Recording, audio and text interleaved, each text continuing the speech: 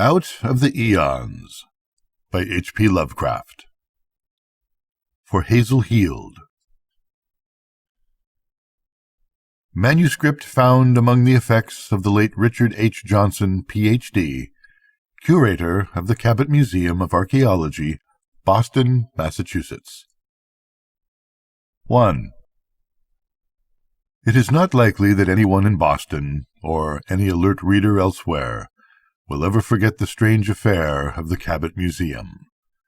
The newspaper publicity given to that hellish mummy, the antique and terrible rumors vaguely linked with it, the morbid wave of interest and cult activities during 1932, and the frightful fate of the two intruders on December 1st of that year, all combined to form one of those classic mysteries which go down for generations as folklore and become the nuclei of whole cycles of horrific speculation. Everyone seems to realize, too, that something very vital and unutterably hideous was suppressed in the public accounts of the culminant horrors. Those first disquieting hints as to the condition of one of the two bodies were dismissed and ignored too abruptly, nor were the singular modifications in the mummy given the following up which their news value would normally prompt. It also struck people as queer that the mummy was never restored to its case. In these days of expert taxidermy, the excuse that its disintegrating condition made exhibition impracticable seemed a peculiarly lame one. As curator of the museum, I am in a position to reveal all the suppressed facts, but this I shall not do during my lifetime. There are things about the world and universe which it is better for the majority not to know, and I have not departed from the opinion in which all of us, museum staff, physicians, reporters, and police, concurred at the period of the horror itself. At the same time, it seems proper that a matter of such overwhelming scientific and historic importance should not remain wholly unrecorded. Hence, this account which I have prepared for the benefit of serious students. I shall place it among various papers to be examined after my death, leaving its fate to the direction of my executors. Certain threats and unusual events during the past weeks have led me to believe that my life, as well as that of other museum officials, is in some peril through the enmity of several widespread secret cults of Asiatics, Polynesians, and heterogeneous mystical devotees. Hence it is possible that the work of the executors may not be long postponed. Executor's Note: Dr. Johnson died suddenly and rather mysteriously of heart failure on April 2, 1933. Wentworth Moore, taxidermist of the museum, disappeared around the middle of the preceding month. On February 18 of the same year, Dr. William Minot, who superintended a dissection connected with the case, was stabbed in the back, dying the following day. The real beginning of the horror, I suppose, was in 1879, long before my term as curator, when the museum acquired that ghastly, inexplicable mummy from the Orient Shipping Company. Its very discovery was monstrous and menacing, for it came from a crypt of unknown origin and fabulous antiquity on a bit of land suddenly upheaved from the Pacific's floor. On May 11th, 1787, Captain Charles Weatherby of the freighter Ariadnes, bound from Wellington, New Zealand to Valparaiso, Chile, had sighted a new island unmarked on any chart and evidently of volcanic origin.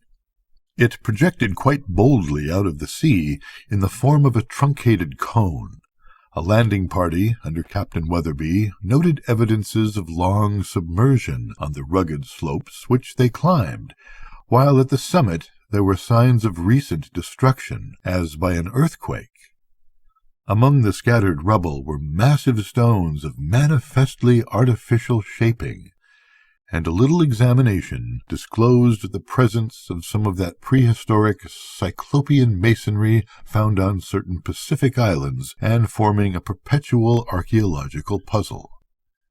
Finally, the sailors entered a massive stone crypt, judged to have been part of a much larger edifice, and to have originally lain far underground, in one corner of which the frightful mummy crouched. After a short period of virtual panic, caused partly by certain carvings on the walls, the men were induced to move the mummy to the ship, though it was only with fear and loathing that they touched it. Close to the body, as if once thrust into its clothes, was a cylinder of an unknown metal containing a roll of thin, bluish-white membrane of equally unknown nature, inscribed with peculiar characters in a grayish, indeterminable pigment. In the center of the vast stone floor was a suggestion of a trap-door, but the party lacked apparatus sufficiently powerful to move it. The Cabat Museum, then newly established, saw the meagre reports of the discovery, and at once took steps to acquire the mummy and the cylinder. Curator Pickman made a personal trip to Valparaiso, and outfitted a schooner to search for the crypt where the thing had been found, though meeting with failure in this matter. At the recorded position of the island, nothing but the sea's unbroken expanse could be discerned, and the seekers realized that the same seismic forces which had suddenly thrust the island up had carried it down again to the watery darkness where it had brooded for untold eons. The secret of that immovable trap-door would never be solved. The mummy and the cylinder, however, remained, and the former was placed on exhibition early in November 1879 in the museum's Hall of Mummies. The Cabat Museum of Archaeology, which specializes in such remnants of ancient and unknown civilizations as do not fall within the domain of art, is a small and scarcely famous institution, though one of high standing in scientific circles. It stands in the heart of Boston's exclusive Beacon Hill district, in Mount Vernon Street, near Joy, housed in a former private mansion with an added wing in the rear, and was a source of pride to its austere neighbors until the recent terrible events brought it an undesirable notoriety. The Hall of Mummies on the western side of the original mansion, which was designed by Bulfinch and erected in 1819, on the second floor, is justly esteemed by historians and anthropologists as harboring the greatest collection of its kind in America. Here may be found typical examples of Egyptian embalming, from the earliest Saqqara specimens to the last Coptic attempts of the 8th century.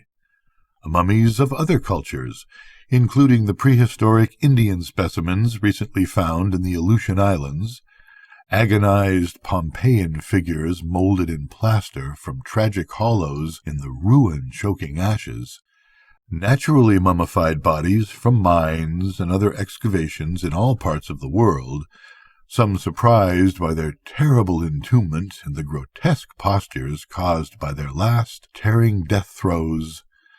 Everything, in short, which any collection of the sort could well be expected to contain. In 1879, of course, it was much less ample than it is now, yet even then it was remarkable. But that shocking thing from the primal cyclopean crypt on an ephemeral sea-spawned island was always its chief attraction and most impenetrable mystery. The mummy was that of a medium-sized man of unknown race, and was cast in a peculiar crouching posture. The face, half shielded by claw-like hands, had its underjaw thrust forward, while the shriveled features bore an expression of fright so hideous that few spectators could view them unmoved. The eyes were closed, with lids clamped down tightly over eyeballs apparently bulging and prominent.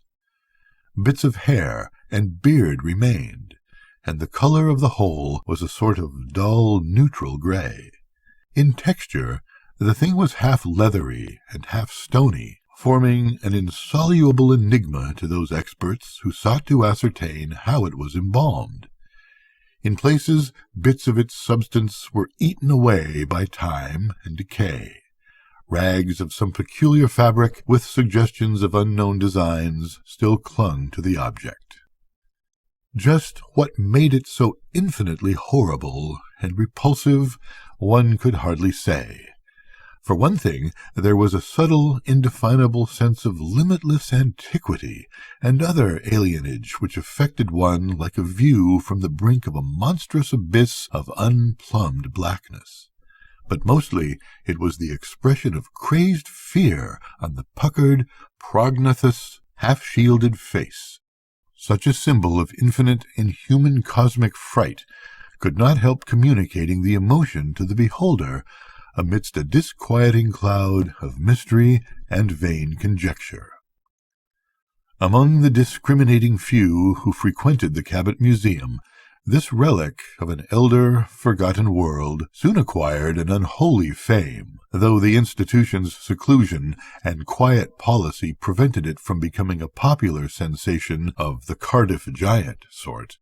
In the last century, the art of vulgar ballyhoo had not invaded the field of scholarship to the extent it has now succeeded in doing. Naturally, savants of various kinds tried their best to classify the frightful object, though always without success. Theories of a bygone Pacific civilization, of which the Easter Island images and the megalithic masonry of Ponape and Nan Matol are conceivable vestiges, were freely circulated among students, and learned journalists carried varied and often conflicting speculations on a possible former continent, whose peaks survive as the myriad islands of Melanesia and Polynesia. The diversity in dates assigned to the hypothetical vanished culture or continent was at once bewildering and amusing. Yet some surprisingly relevant allusions were found in certain myths of Tahiti and other islands. Meanwhile, the strange cylinder and its baffling scroll of unknown hieroglyphs, carefully preserved in the museum library, received their due share of attention. No question could exist as to their association with the mummy. Hence all realized that in the unraveling of their mystery, the mystery of the shriveled horror would in all probability be unraveled as well. The cylinder, about 4 inches long by 7/8 of an inch in diameter, was of a queerly iridescent metal, utterly defying chemical analysis and seemingly impervious to all reagents. It was tightly fitted with a cap of the same substance, and bore engraved figures of an evidently decorative and possibly symbolic nature, conventional designs which seemed to follow a peculiarly alien, paradoxical, and doubtfully describable system of geometry. No less mysterious was the scroll it contained. A neat roll of some thin, bluish-white, unanalyzable membrane, coiled round a slim rod of metal like that of the cylinder, and unwinding to a length of some 2 feet. The large, bold hieroglyphs, extending in a narrow line down the center of the scroll, and penned or painted with the gray pigment defying analysis, resembled nothing known to linguists and paleographers, and could not be deciphered despite the transmission of photographic copies to every living expert in the given field. It is true that a few scholars, unusually versed in the literature of occultism and magic, found vague resemblances between some of the hieroglyphics and certain primal symbols described or cited in 2 or 3 very ancient and obscure and esoteric texts, such as the Book of Eibon, reputed to descend from forgotten Hyperborea, the Pancodic fragments alleged to be pre-human, and the monstrous and forbidden Necronomicon of the mad Arab Abdul al-Hazred. None of these resemblances, however, was beyond dispute, and because of the prevailing low estimation of occult studies, no effort was made to circulate copies of the hieroglyphs among mystical specialists. Had such circulation occurred at this early date, the later history of the case might have been very different. Indeed, a glance at the hieroglyphs by any reader of von Junst's horrible, nameless cults would have established a linkage of unmistakable significance.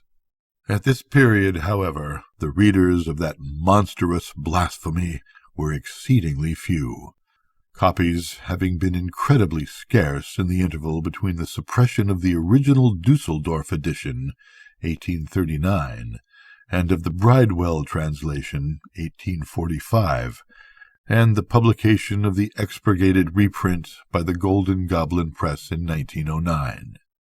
Practically speaking, no occultist or student of the primal past's esoteric lore had his attention called to the strange scroll until the recent outburst of sensational journalism which precipitated the horrible climax. 2. Thus matters glided along for a half-century, following the installation of the frightful mummy at the museum. The gruesome object had a local celebrity among cultivated Bostonians, but no more than that, while the very existence of the cylinder and scroll, after a decade of futile research, was virtually forgotten. So quiet and conservative was the Cabat Museum that no reporter or feature writer ever thought of invading its uneventful precincts for rabble-tickling material. The invasion of Ballyhoo commenced in the spring of 1931, when a purchase of somewhat spectacular nature, that of the strange objects and inexplicably preserved bodies found in crypts beneath the almost vanished and evilly famous ruins of Chateau Fossé-Flames in Aveyron, France, brought the museum prominently into the news columns. True to its hustling policy, the Boston Pillar sent a Sunday feature writer to cover the incident and pad it with an exaggerated general account of the institution itself. And this young man, Stuart Reynolds by name, hit upon the nameless mummy as a potential sensation far surpassing the recent acquisitions nominally forming his chief assignment. A smattering of theosophical lore and a fondness for the speculations of such writers as Colonel Churchwood and Lewis Spence concerning lost continents and primal forgotten civilizations made Reynolds especially alert toward any Aeonian relic like the unknown mummy. At the museum, the reporter made himself a nuisance through constant and not always intelligent questionings and endless demands for the movement of encased objects to permit photographs from unusual angles. In the basement library room, he pored endlessly over the strange metal cylinder and its membranous scroll, photographing them from every angle and securing pictures of every bit of the weird hieroglyphed text. He likewise asked to see all books with any bearing whatever on the subject of primal cultures and sunken continents, sitting for 3 hours taking notes and leaving only in order to hasten to Cambridge for a sight, if permission were granted, of the abhorred and forbidden Necronomicon at the Widener Library. On April 5th, the article appeared in the Sunday Pillar, smothered in photographs of mummy, cylinder, and hieroglyphed scroll, and couched in the peculiarly simpering infantile style which the Pillar affects for the benefit of its vast and mentally immature clientele. Full of inaccuracies, exaggerations, and sensationalism, it was precisely the sort of thing to stir the brainless and fickle interest of the herd, and as a result the once quiet museum began to be swarmed with chattering and vacuously staring throngs such as its stately corridors had never known before. There were scholarly and intelligent visitors, too. Despite the puerility of the article, the pictures had spoken for themselves, and many persons of mature attainments sometimes see the Pillar by accident, I recall one very strange character who appeared during November, a dark, turbaned, and bushily bearded man, with a labored, unnatural voice, curiously expressionless face, clumsy hands covered with absurd white mittens, who gave a squalid West End address and called himself Swami Chandaputra. This fellow was unbelievably erudite in occult lore, and seemed profoundly and solemnly moved by the resemblance of the hieroglyphs on the scroll to certain signs and symbols of a forgotten elder world, about which he professed vast intuitive knowledge. By June, the fame of the mummy and scroll had leaked far beyond Boston, and the museum had inquiries and requests for photographs from occultists and students of arcana all over the world. This was not altogether pleasing to our staff, since we are a scientific institution without sympathy for fantastic dreamers, yet we answered all questions with civility. One result of these catechisms was a highly learned article in the Occult Review by the famous New Orleans mystic Etienne Laurent de Moreny, in which was asserted the complete identity of some of the odd geometrical designs on the iridescent cylinder, and of several of the hieroglyphs on the membranous scroll, with certain ideas of horrible significance transcribed from primal monoliths or from the secret rituals of hidden bands of esoteric students and devotees, reproduced in the hellish and suppressed Black Book, or Nameless Cults, of Karl von Junst. De Moreny recalled the frightful death of von Junst in 1840, a year after the publication of his terrible volume at Dusseldorf, and commented on his blood-curdling and partly suspected sources of information. Above all, he emphasized the enormous relevance of the tales with which von Junst linked most of the monstrous ideographs he had reproduced. That these tales, in which a cylinder and scroll were expressly mentioned, held a remarkable suggestion of relationship to the things at the museum, no one could deny. Yet they were of such breathtaking extravagance, involving such unbelievable sweeps of time and such fantastic anomalies of a forgotten elder world, that one could more easily admire than believe them. Admire them the public certainly did, for copying in the press was universal. Illustrated articles sprang up everywhere, telling or purporting to tell the legends in the Black Book, expatiating on the horror of the mummy, comparing the cylinder's designs and the scroll's hieroglyphs with the figures reproduced by von Junst, and indulging in the wildest, most sensational, and most irrational theories and speculations. Attendance at the museum was trebled, and the widespread nature of the interest was attested by the plethora of mail on the subject, most of it inane and superfluous, received at the museum.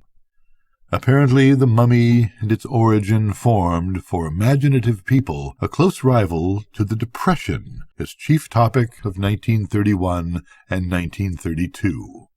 For my own part, the principal effect of the furor was to make me read von Junst's monstrous volumes in the Golden Goblin edition, a perusal which left me dizzy and nauseated, yet thankful that I had not seen the utter infamy of the unexpurgated text. 3.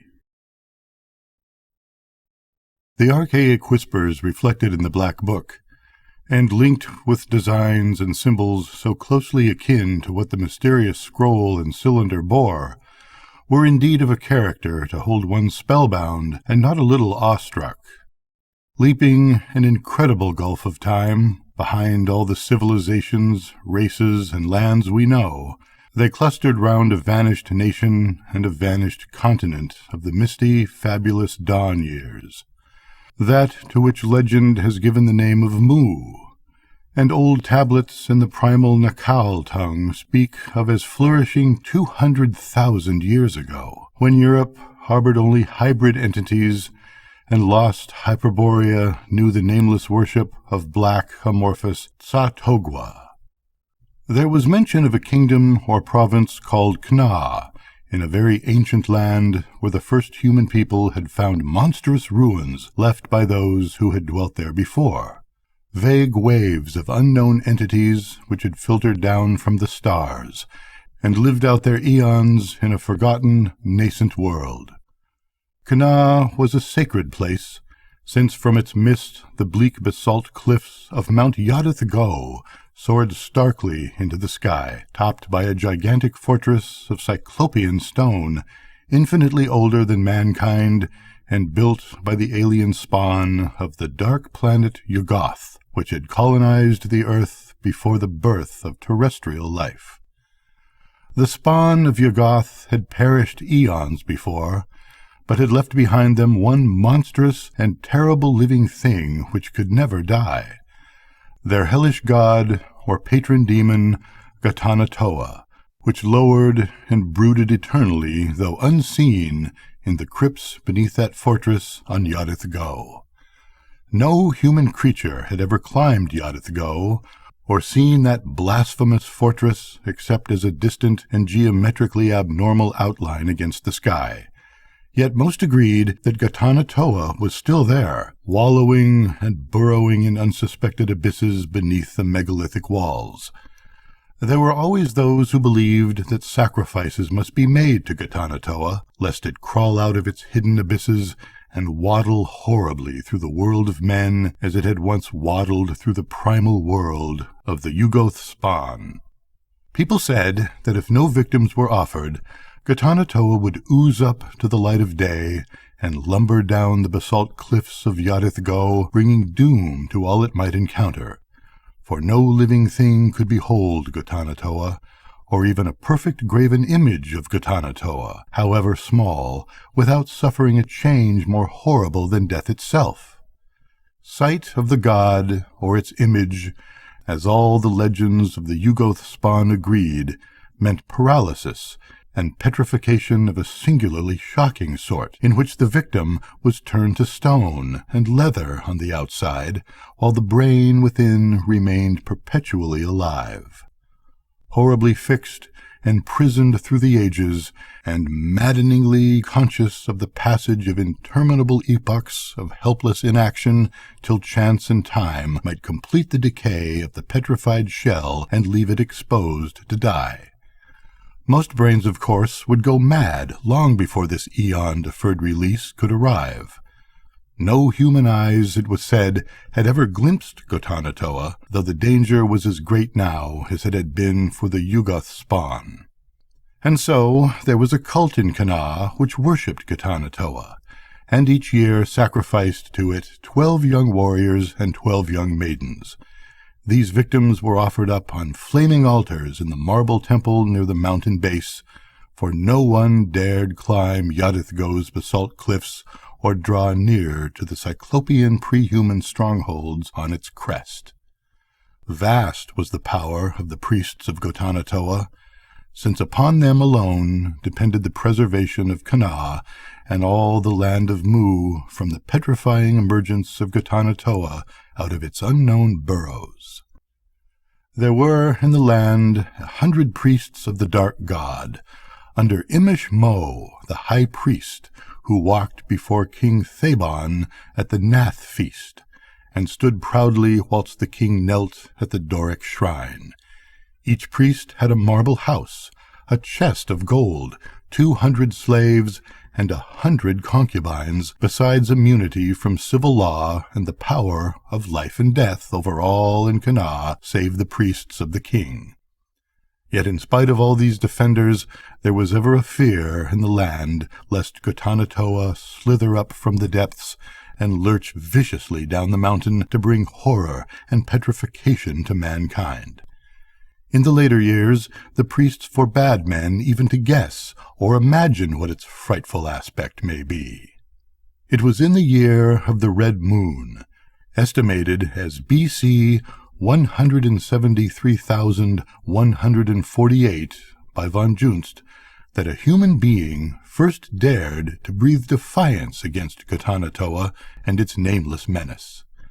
This bold heretic was Tiog, high priest of Shub-Niggurath and guardian of the copper temple of the goat with 1,000 young.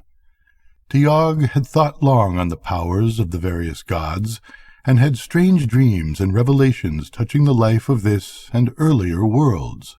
In the end, he felt sure that the gods friendly to man could be arrayed against the hostile gods, and believed that Shub-Niggurath, Nug, and Yeb, as well as Yig, the serpent god, were ready to take sides with man against the tyranny and presumption of Gatanatoa. Inspired by the mother goddess, Tiag wrote down a strange formula in the hieratic Nakal of his order, which he believed would keep the possessor immune from the dark god's petrifying power. With this protection, he reflected, it might be possible for a bold man to climb the dreaded basalt cliffs and, first of all human beings, enter the Cyclopean fortress beneath which Gatanatoa reputedly brooded. Face to face with the god, and with the power of Shub-Niggurath and her sons on his side, Tiag believed that he might be able to bring it to terms, and at last deliver mankind from its brooding menace. With humanity freed through his efforts, there would be no limits to the honors he might claim. All the honors of the priests of Gatanatoa would perforce be transferred to him, and even kingship or godhood might conceivably be within his reach.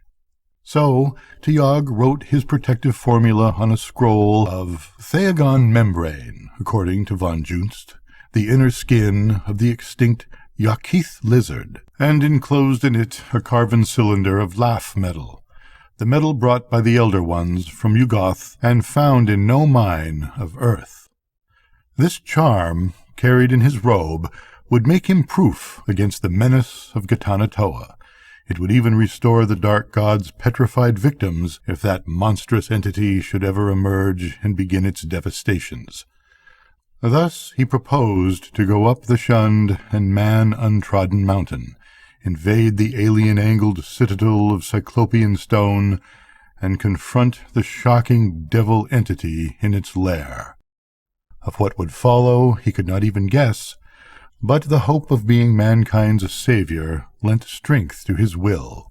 He had, however, reckoned without the jealousy and self-interest of Gatanatoa's pampered priests.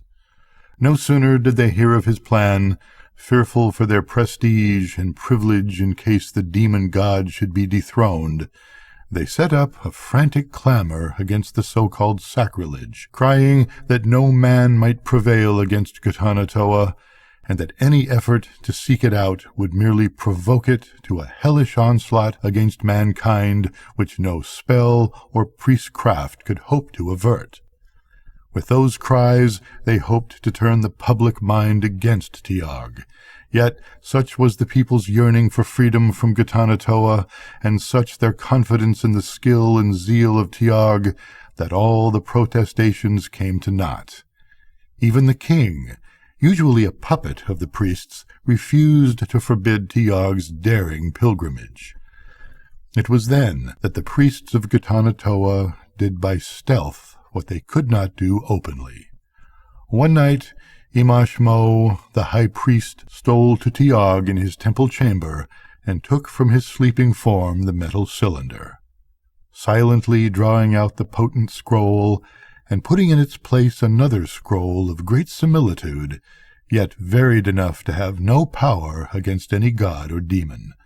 When the cylinder was slipped back into the sleeper's cloak, Imashmo was content, for he knew Tiag was little likely to study that cylinder's contents again. Thinking himself protected by the true scroll, the heretic would march up the forbidden mountain and into the evil presence, and Gatanatoa, unchecked by any magic, would take care of the rest. It would no longer be needful for Gatanatoa's priests to preach against the defiance. Let Tiag go his way and meet his doom, and secretly the priests would always cherish the stolen scroll, the true and potent charm, handing it down from one high priest to another for use in any dim future when it might be needful to contravene the devil god's will. So the rest of the night Imashmo slept in great peace, with the true scroll in a new cylinder fastened for its harborage. It was dawn on the day of the sky flames, nomenclature undefined by von Junst, that Tiag, amidst the prayers and chanting of the people, and with King Thabon's blessing on his head, started up the dreaded mountain with a staff of tlathwood in his right hand. Within his robe was the cylinder holding what he thought to be the true charm, for he had indeed failed to find out the imposture, nor did he see any irony in the prayers which Imashmo and the other priests of Gatanatoa intoned for his safety and success. All that morning the people stood and watched as Tiag's dwindling form struggled up the shunned basalt slope hitherto alien to men's footsteps, and many stayed watching long after he had vanished where a perilous ledge led round to the mountain's hidden side. That night a few sensitive dreamers thought they heard a faint tremor convulsing the hated peak, though most ridiculed them for the statement. Next day vast crowds watched the mountain and prayed, and wondered how soon Tiag would return. And so the next day and the next. For weeks they hoped and waited, and then they wept. Nor did anyone ever see Tiag, who would have saved mankind from fears again. Thereafter men shuddered at Tiag's presumption, and tried not to think of the punishment his impiety had met, and the priests of Gatanatoa smiled to those who might resent the god's will or challenge its right to the sacrifices. In later years the ruse of Imashmo became known to the people, yet the knowledge availed not to change the general feeling that Gatanatoa were better left alone. None ever dared to defy it again, and so the ages rolled on, and king succeeded king, and high priest succeeded high priest, and nations rose and decayed, and lands rose above the sea and returned into the sea. And with many millennia decay fell upon Cana, till at last, on a hideous day of storm and thunder, terrific rumbling, and mountain-high waves, all the land of Mu sank into the sea forever. Yet down the later eons thin streams of ancient secrets trickled. In distant lands there met together grey-faced fugitives who had survived the sea-fiend's rage, and strange skies drank the smoke of altars reared to vanished gods and demons. Though none knew to what bottomless deep the sacred peak and cyclopean fortress of dreaded Gatanatoa had sunk, there were still those who mumbled its name and offered to it nameless sacrifices lest it bubble up through leagues of ocean and shamble among men, spreading horror and petrifaction. Among the scattered priests grew the rudiments of a dark and secret cult. Secret because the people of the new lands had other gods and devils, and thought only evil of elder and alien ones, and within that cult many hideous things were done, and many strange objects cherished. It was whispered that a certain line of elusive priests still harbored the true charm against Gatanatoa, which Imashmo stole from the sleeping Tiag, though none remained who could read or understand the cryptic syllables, or who could even guess in what part of the world the lost Cana, the dreaded peak of Yadith Go, and the Titan fortress of the devil god had lain. Though it flourished chiefly in those Pacific regions around which Mu itself had once stretched, there were rumors of the hidden and detested cult of Gatanatoa in ill-fated Atlantis, and on the abhorred plateau of Leng. Von Junst implied its presence in the fabled subterranean kingdom of Kinyan, and gave clear evidence that it had penetrated Egypt, Chaldea, Persia, China, the forgotten Semite empires of Africa, and Mexico and Peru in the New World. Though it had a strong connection with the witchcraft movement in Europe, against which the bulls of popes were vainly directed, he more than strongly hinted. The West, however, was never favorable to its growth, and public indignation aroused by glimpses of hideous rites and nameless sacrifices wholly stamped out many of its branches. In the end, it became a hunted, doubly furtive underground affair, yet never could its nucleus be quite exterminated. It always survived somehow, chiefly in the Far East and on the Pacific Islands, where its teachings became merged into the esoteric lore of the Polynesian Arioi. Van Junst gave subtle and disquieting hints of actual contact with the cult, so that as I read, I shuddered at what was rumored about his death. He spoke of the growth of certain ideas regarding the appearance of the devil god, a creature which no human being, unless it were the too-daring Tiag, who had never returned, had ever seen, and contrasted this habit of speculation with the taboo prevailing in ancient Mu against any attempt to imagine what the horror looked like.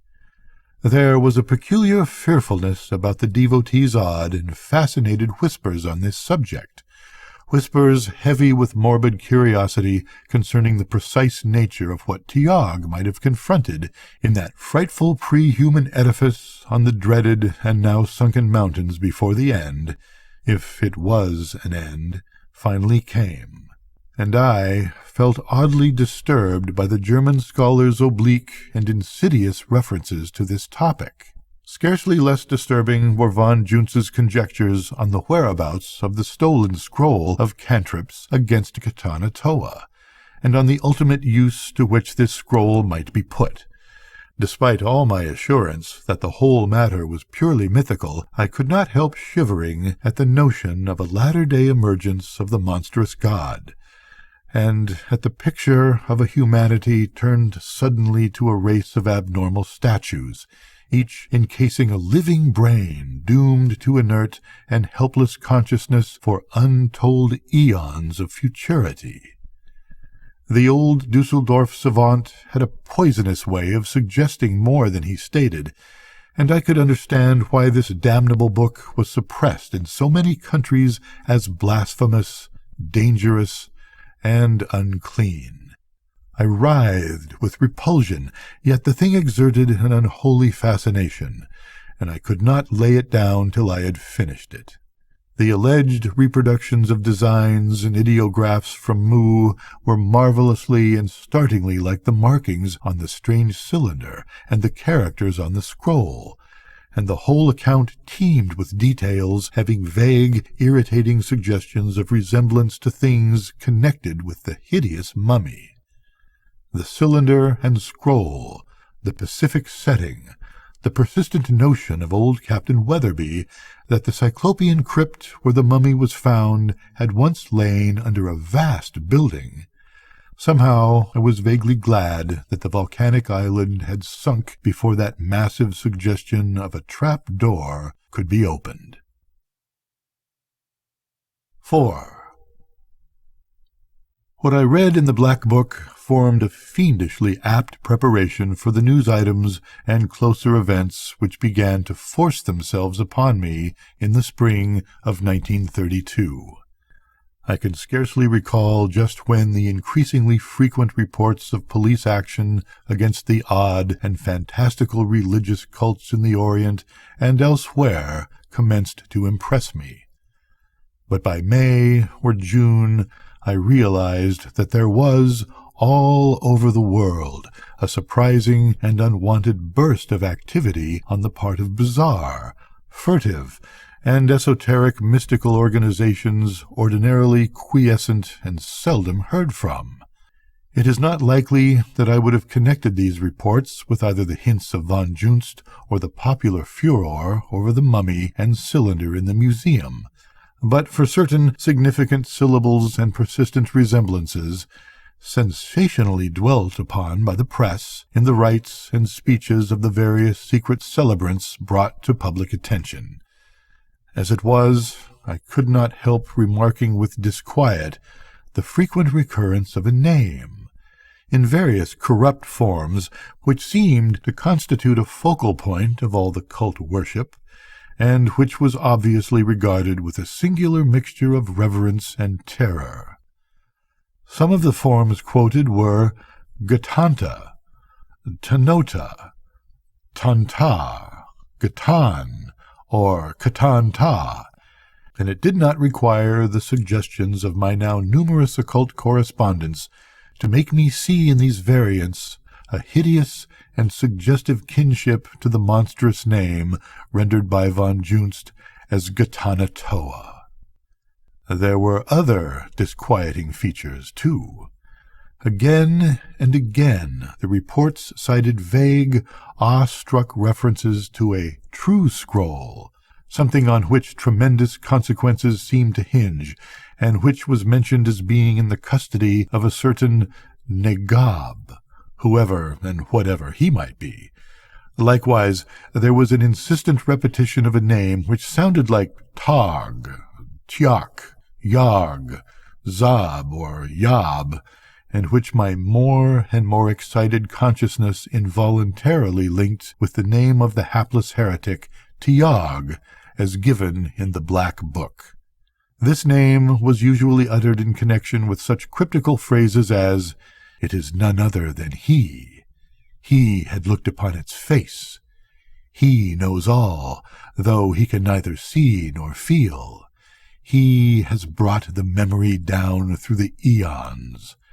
The true scroll will release him. Negab has the true scroll. He can tell where to find it." Something very queer was undoubtedly in the air, and I did not wonder when my occultist correspondents, as well as the sensational Sunday papers, began to connect the new abnormal stirrings with the legend of Mu on the one hand, and with the frightful mummy's recent exploitation on the other hand. The widespread articles in the first wave of press publicity, with their insistent linkage of the mummy, cylinder, and scroll with the tale in the Black Book, and their crazy fantastic speculations about the whole matter, might very well have roused the latent fanaticism in hundreds of those furtive groups of exotic devotees with which our complex world abounds. Nor did the papers cease adding fuel to the flames, for the stories on the cult stirrings were even wilder than the earlier series of yarns.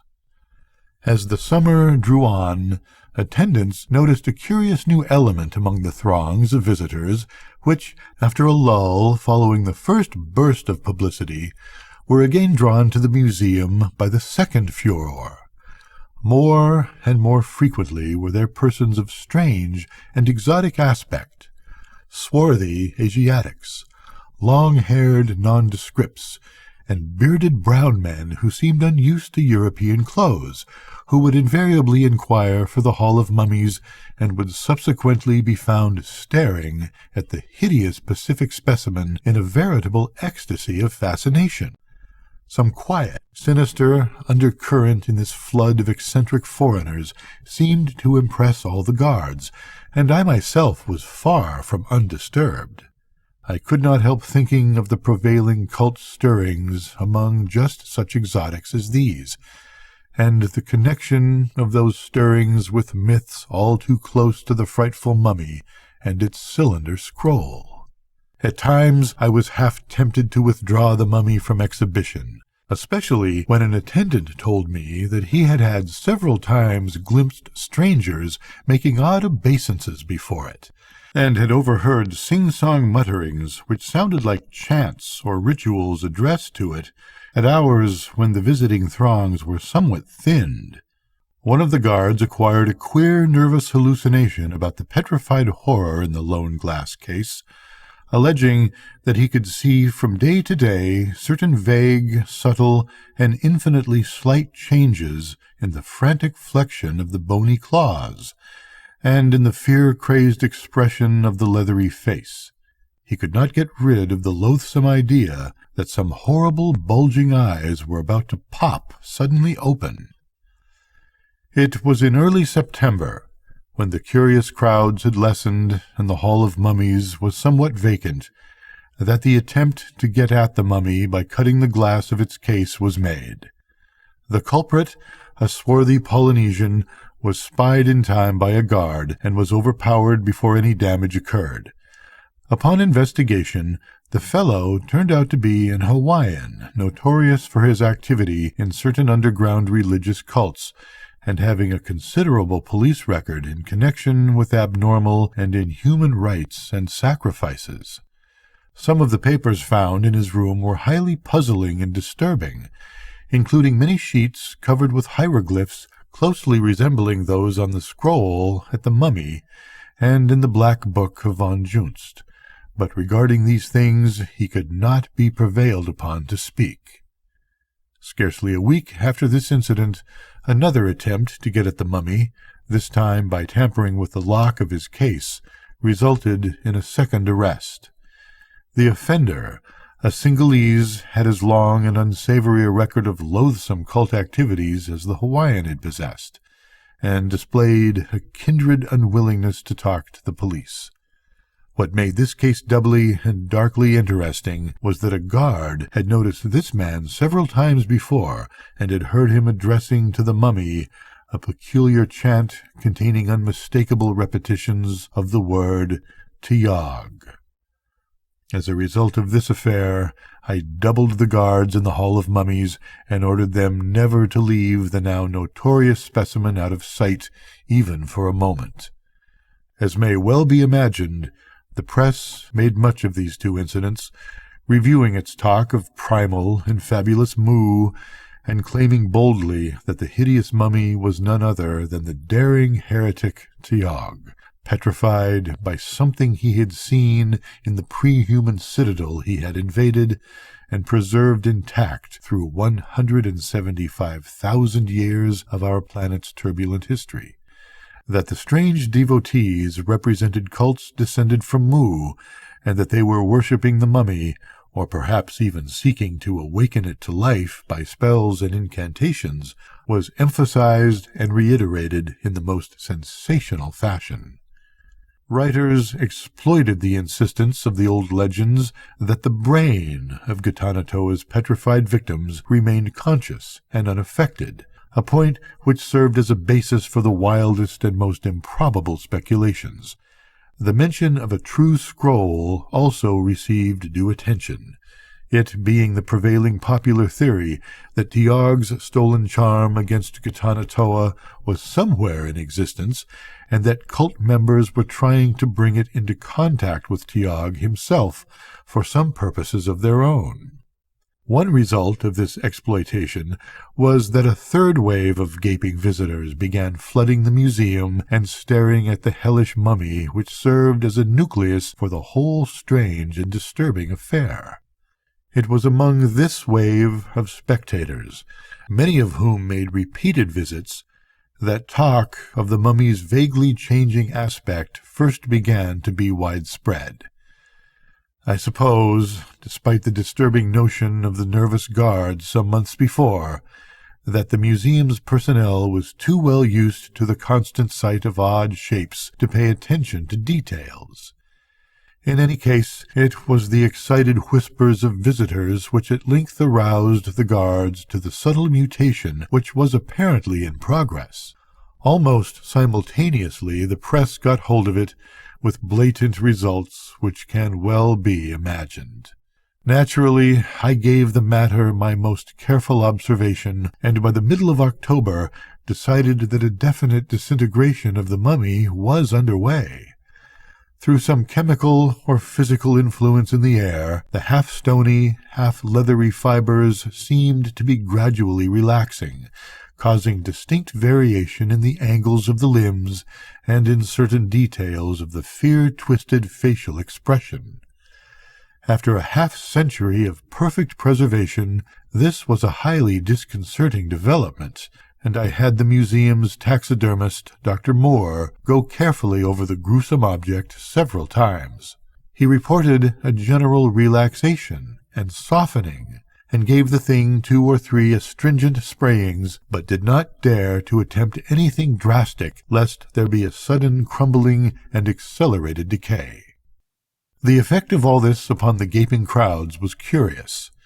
Heretofore, each new sensation sprung by the press had brought fresh waves of staring and whispering visitors, but now Though the papers blathered endlessly about the mummy's changes, the public seemed to have acquired a definite sense of fear which outranked even its morbid curiosity.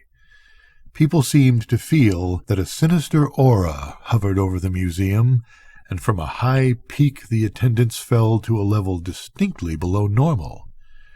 This lessened attendance gave added prominence to the stream of freakish foreigners who continued to infest the place, and whose numbers seemed in no way diminished. On November 18th, a Peruvian of Indian blood suffered a strange hysterical or epileptic seizure in front of the mummy, afterward shrieking from his hospital bed, "He tried to open its eyes. Tiag tried to open his eyes and stare at me."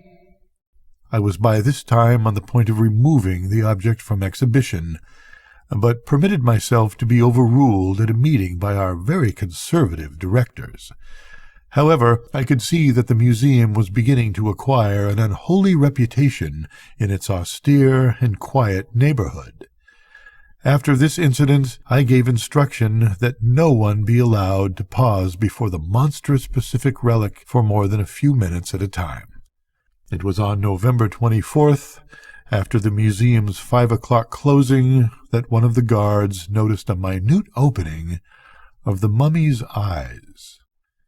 The phenomenon was very slight, nothing but a thin crescent of cornea being visible in either eye, but it was none the less of the highest interest.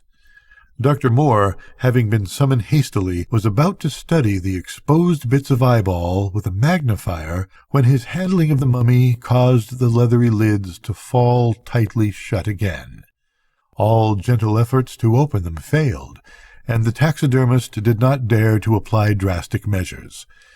When he notified me of all this by telephone, I felt a sense of mounting dread, hard to reconcile with the apparently simple event concerned.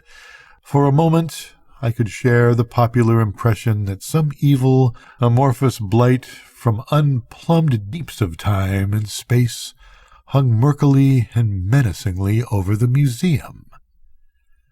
2 nights later, a sullen Filipino was trying to secrete himself in the museum at closing time. Arrested and taken to the station, he refused even to give his name and was detained as a suspicious person. Meanwhile, the strict surveillance of the mummy seemed to discourage the odd hordes of foreigners from haunting it. At least, the number of exotic visitors distinctly fell off after the enforcement of the move-along order. It was during the early morning of Thursday, December 1st, that a terrible climax developed. At about 1 o'clock, horrible screams of mortal fright and agony were heard issuing from the museum, and a series of frantic telephone calls from neighbors brought to the scene quickly and simultaneously a squad of police and several museum officials, including myself. Some of the policemen surrounded the building, while others, with the officials, cautiously entered. In the main corridor we found the night watchman strangled to death, a bit of East Indian hemp still knotted around his neck, and realized that despite all precautions some darkly evil intruder or intruders had gained access to the place. Now, however, a tomb-like silence enfolded everything, and we almost feared to advance upstairs to the fateful wing where we knew the core of the trouble might lurk. We felt a bit more steadied after flooding the building with light from the central switches in the corridor, and finally crept reluctantly up the curving staircase and through a lofty archway to the Hall of Mummies. 5. It is from this point onward that reports of the hideous case have been censored, for we have all agreed that no good can be accomplished by a public knowledge of those terrestrial conditions implied by the further developments. I have said that we flooded the whole building with light before our ascent. Now, beneath the beams that beat down on the glistening cases and their gruesome contents, we saw outspread a mute horror whose baffling details testified to happenings utterly beyond our comprehension. There were 2 intruders, who we afterward agreed must have hidden in the building before closing time, but they would never be executed for the watchman's murder. They had already paid the penalty. One was a Burmese, and the other a Fiji Islander, both known to the police for their share in frightful and repulsive cult activities. They were dead, and the more we examined them, the more utterly monstrous and unnameable we felt their manner of death to be. On both faces was a more wholly frantic and inhuman look of fright than even the oldest policeman had ever seen before, yet in the state of the 2 bodies there were vast and significant differences. The Burmese lay collapsed close to the nameless mummy's case, from which a square of glass had been neatly cut. In his right hand was a scroll of bluish membrane which I at once saw was covered with grayish hieroglyphs, almost a duplicate of the scroll in the strange cylinder in the library downstairs, though later study brought out subtle differences. There was no mark of violence on the body, and in view of the desperate, agonized expression on the twisted face, we could only conclude that the man died of sheer fright. It was the closely adjacent Fijian, though, that gave us the profoundest shock. One of the policemen was the first to feel of him, and the cry of fright he emitted added another shudder to that neighborhood's night of terror. We ought to have known, from the lethal grayness of the once black, fear-twisted face, and of the bony hands, one of which still clutched an electric torch, that something was hideously wrong. Yet every one of us was unprepared for what that officer's hesitant torch disclosed. Even now I can think of it only with a paroxysm of dread and repulsion. To be brief, the hapless invader, who less than an hour before had been a sturdy, living Melanesian bent on unknown evils, was now a rigid, ash-gray figure of stony, leathery petrification, in every aspect identical with the crouching, eon-old blasphemy in the violated glass case. Yet that was not the worst. Crowning all other horrors, and indeed seizing our shocked attention before we turned to the bodies on the floor, was the state of the frightful mummy. No longer could its changes be called vague and subtle, for it now made radical shifts of posture. It had sagged and slumped with a curious loss of rigidity. Its bony claws had sunk until they no longer even partly covered its leathery, fear-crazed face. And, God help us, its hellish, bulging eyes had popped wide open and seemed to be staring directly at the 2 intruders who had died of fright or worse. That ghastly, dead fish stare was hideously mesmerizing, and it haunted us all the time we were examining the bodies of the invaders. Its effect on our nerves was damnably queer, for we somehow felt a curious rigidity creeping over us and hampering our simplest motions, a rigidity which later vanished very oddly when we passed the hieroglyphed scroll around for inspection. Every now and then I felt my gaze drawn irresistibly toward those horrible bulging eyes in the case, and when I returned to study them after viewing the bodies, I thought I detected something very singular about the glassy surface of the dark and marvelously well-preserved pupils. The more I looked, the more fascinated I became, and at last I went down to the office, despite that strange stiffness in my limbs, and brought up a strong multiple magnifying glass. With this I commenced a very close and careful survey of the fishy pupils, while the others crowded expectantly around. I had always been rather skeptical of the theory that scenes and objects become photographed on the retina of the eye in cases of death or coma. Yet no sooner did I look through the lens Then I realized the presence of some sort of image other than the room's reflection in the glassy, bulging optics of this nameless spawn of the AEONS. Certainly there was a dimly outlined scene on the age-old retinal surface, and I could not doubt that it formed the last thing on which those eyes had looked in life, countless millennia ago.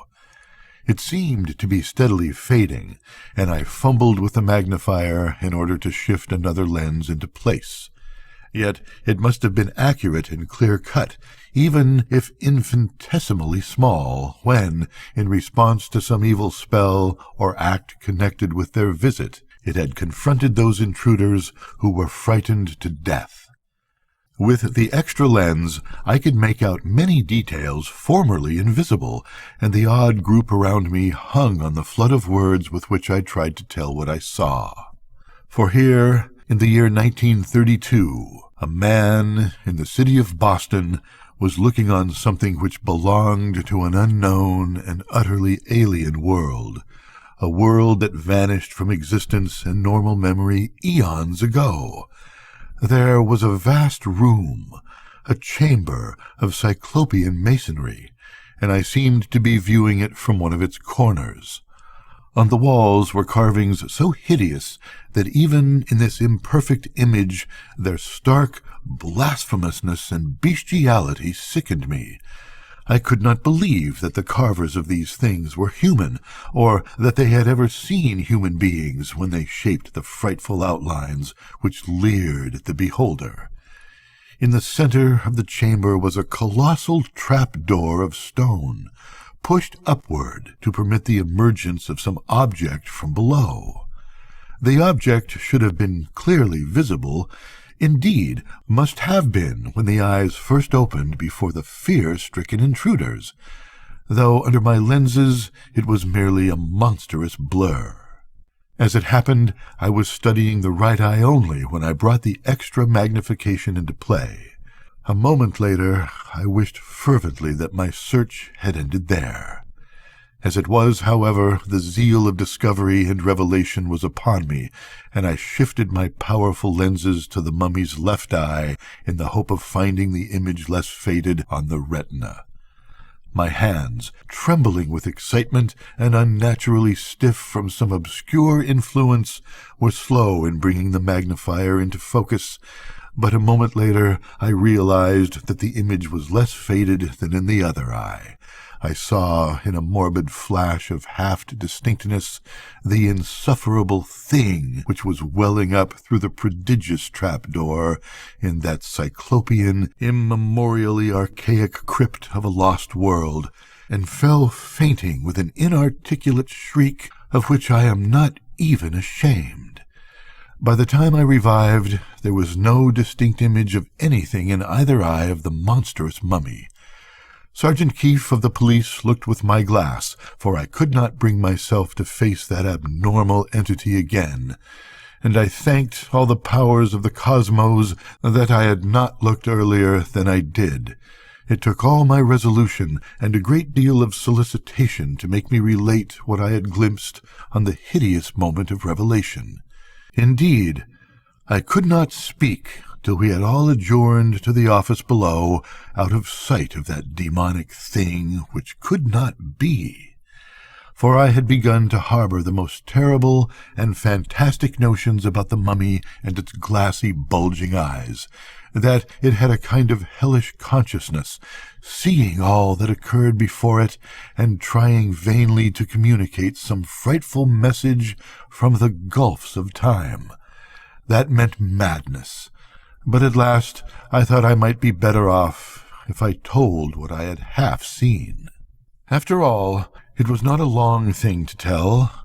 Oozing and surging up out of that yawning trapdoor in the cyclopean crypt, I had glimpsed such an unbelievable behemothic monstrosity that I could not doubt the power of its original to kill with its mere sight. Even now I cannot begin to suggest it with any words at my command. I might call it gigantic, tentacled, proboscidean, octopus-eyed, semi-amorphous, plastic, partly squamous and partly rugose. Ugh! But nothing I could say could even adumbrate the loathsome, unholy, non-human, extragalactic horror and hatefulness and unutterable evil of that forbidden spawn of black chaos and illimitable night. As I write these words, the associated mental image causes me to lean back faint and nauseated. As I told of the sight to the men around me in the office, I had to fight to preserve the consciousness I had regained. Nor were my hearers much less moved. Not a man spoke above a whisper for a full quarter-hour, and there were odd, half-furtive references to the frightful lore in the Black Book, to the recent newspaper tales of cult stirrings, and to the sinister events in the museum. Gatana Toa. Even its smallest perfect image could petrify. Tiag, the false scroll. He never came back. The true scroll which could fully or partly undo the petrification. Did it survive? The hellish cults, the phrases overheard. It is none other than he. He had looked upon its face. He knows all, though he can neither see nor feel. He had brought the memory down through the AEONS. The true scroll will release him. Negab has the true scroll. He can tell where to find it. Only the healing grayness of the dawn brought us back to sanity, a sanity which made of that glimpse of mine a closed topic, something not to be explained or thought of again. We gave out only partial reports to the press, and later on cooperated with the papers in making other suppressions. For example, when the autopsy showed the brain and several other internal organs of the petrified Fijian to be fresh and unpetrified, though hermetically sealed by the petrification of the exterior flesh, an anomaly about which physicians are still guardedly and bewilderedly debating, we did not wish a furor to be started. We knew too well that the yellow journals, remembering what was said of the intact brain and still conscious state of Gatanatoa's stone-leathery victims, would make of this detail. As matters stood, they pointed out that the man who had held the hieroglyphed scroll, and who had evidently thrust it at the mummy through the opening in the case, was not petrified, while the man who had not held it was. When they demanded that we make certain experiments, applying the scroll both to the stony, leathery body of the Fijian and to the mummy itself, we indignantly refused to abet such superstitious notions. Of course, the mummy was withdrawn from public view and transferred to the museum laboratory, awaiting a really scientific examination before some suitable medical authority. Remembering past events, we kept it under a strict guard, but even so, an attempt was made to enter the museum at 2:25 a.m. on December 5th. Prompt working of the burglar alarm frustrated the design, though unfortunately the criminal or criminals escaped. That no hint of anything further ever reached the public, I am profoundly thankful. I wish devoutly that there were nothing more to tell. There will, of course, be leaks, and if anything happens to me, I do not know what my executors will do with this manuscript. But at least the case will not be painfully fresh in the multitude's memory when the revelation comes. Besides, no one will believe the facts when they are finally told. That is the curious thing about the multitude. When their yellow press makes hints, they are ready to swallow anything. But when a stupendous and abnormal revelation is actually made, they laugh it aside as a lie. For the sake of general sanity, it is probably better so. I have said that a scientific examination of the frightful mummy was planned. This took place on December 8th, exactly a week after the hideous culmination of events, and was conducted by the eminent Dr. William Minot, in conjunction with Wentworth Moore, S.C.D., taxidermist of the museum. Dr. Minot had witnessed the autopsy of the oddly petrified Fijian the week before. There were also present Messrs. Lawrence Cabat and Dudley Saltonstall of the museum's trustees, Doctors Mason, Wells, and Carver of the museum staff, 2 representatives of the press, and myself. During the week the condition of the hideous specimen had not visibly changed, though some relaxation of its fibers caused the position of the glassy, open eyes to shift slightly from time to time. All of the staff dreaded to look at the thing, for its suggestion of quiet, conscious watching had become intolerable, and it was only with an effort that I could bring myself to attend the examination. Dr. Minot arrived shortly after 1 p.m., and within a few minutes began his survey of the mummy. Considerable disintegration took place under his hands, and in view of this, and of what we told him concerning the gradual relaxation of the specimen since the 1st of October, he decided that a thorough dissection ought to be made before the substance was further impaired. The proper instruments being present in the laboratory equipment, he began at once, examining aloud at the odd, fibrous nature of the gray, mummified substance.